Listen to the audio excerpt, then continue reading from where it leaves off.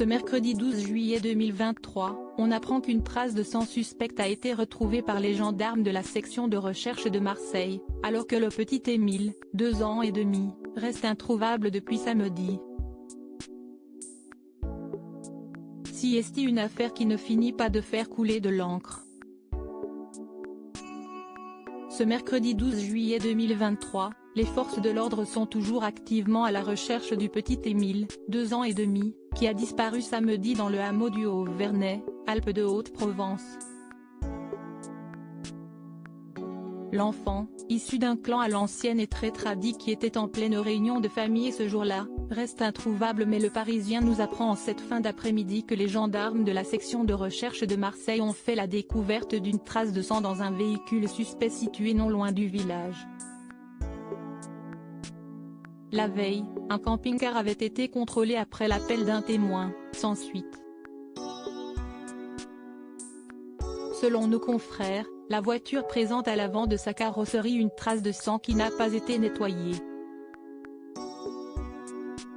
Des prélèvements ont été réalisés et transférés en urgence pour analyse ADN aux experts en génétique de la gendarmerie nationale, peut-on lire. Une découverte qui vient soutenir une piste déjà évoquée, une nouvelle piste qui va dans le sens de celle évoquée par la Provence ce début de semaine, qui évoquait la possibilité d'un accident suivi d'une dissimulation du corps du petit garçon. Toutefois, selon BFM Télévision ce soir, la trace de sang serait d'origine animale.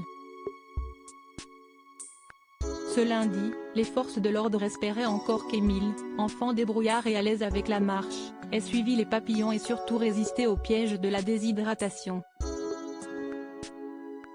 Un message vocal enregistré par sa mère, elle aussi entendue par la police comme d'autres habitants du hameau, n'avait pas permis de faire sortir le garçonnet de sa potentielle cachette.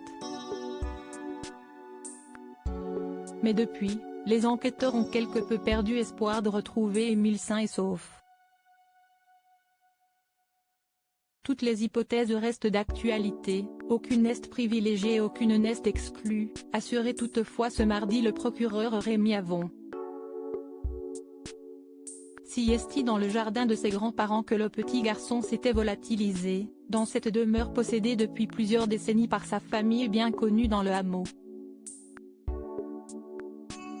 Son arrière-grand-mère y était en effet institutrice et avait pu recevoir dans sa salle de classe plusieurs habitants de la région.